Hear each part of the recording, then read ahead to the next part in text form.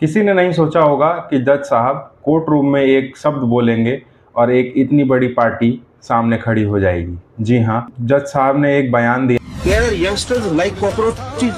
They don't get any employment. They don't have any place in profession. Some of them become media. Some of them become social media. Some of them become RTI. और CJP का निर्माण हो गया। जी हाँ, वही CJP party जिसने 20 जुलाई को एक अनशन जंतर मंतर पे किया, जो इतिहास की किताबों में दर्ज किया जाएगा। एक अनशन परीक्षाओं में पारदर्शिता के लिए, एक अनशन छात्रों की हक की लड़ाई के लिए।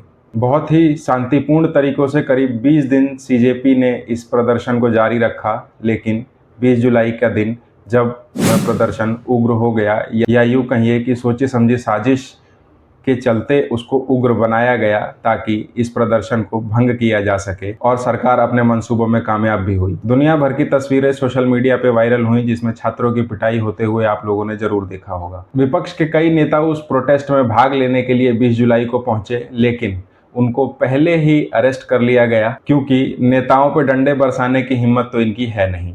जी हाँ, ये सिर्फ गरीब आदमी पे ही अपने डंडे बरसा सकते हैं। इनकी जोर जबरदस्ती गरीब आदमियों पे, आम नागरिकों पे ही चलती है। अगर आप कहीं रेड लाइट जंप कर लेते हैं तो पुलिस आपको ऐसे पकड़ती है जैसे आपने कितना बड़ा क्राइम कर दिया।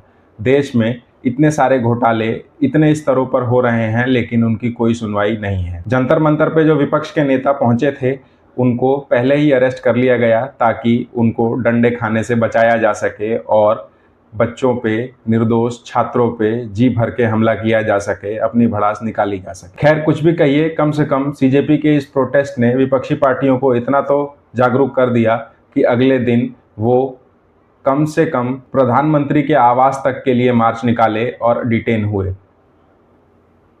इस प्रोटेस्ट से पहले ये लग रहा था कि विपक्ष अपनी कोई भूमिका निभा ही नहीं रहा है। कम से कम विपक्ष अपनी नींद से जागा तो सही, कम से कम उसने एक आवाज उठाई तो। निर्दोष छात्र, गरीब आम आदमी इसी तरह से पिटते रहेंगे। सरकारों के कान पे कोई जू नहीं रेंग रही है।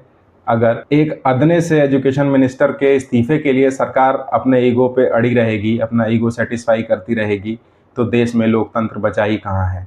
आम आदमी, आम नागरिक अपनी जान इसी तरह हथेली पे लेके घूमते रहेंगे, अपने हक की लड़ाई लड़ते रहेंगे। सरकार अपनी मनमानी करती रहेगी जैसे करती आई है। आंदोलन बहुत तरीके के हुए थे। बीते दिनों किसान आंदोलन हुआ था, लेकिन शिक्षा को लेकर ये बहुत दिनों के बाद हुआ आंदोलन है और सरकार इसीलिए इस आंदोलन में ज़बरदस्ती कर रही है, क्योंकि वो चाहती ही नहीं है कि आम नागरिक शिक्षित हो, आम नागरिक जागरूक बने। अगर आम नागरिक शिक्षित हो जाएगा तो वो हर मुद्दे पे सवाल पूछेगा, हर चीज के पीछे का तर्क जानने की कोशिश करेगा। और ये पॉलिटिकल पार्टियां जिस तरह से अपनी सरकार को बनाती हैं, हिंदू मुस्लिम की लड़ाई करवाती हैं, उसमें कामयाब नहीं हो पाएंगी। अंत में सभी प्रोटेस्टर को, जितने भी लोग वहां प्रोटेस्ट में हिस्सा लिए, जितने भी लोगों ने अपना समर्थन दिया, उन सभी लोगों को जय हिंद, धन्यवाद। उनके भविष्य के लिए शुभकामनाएं।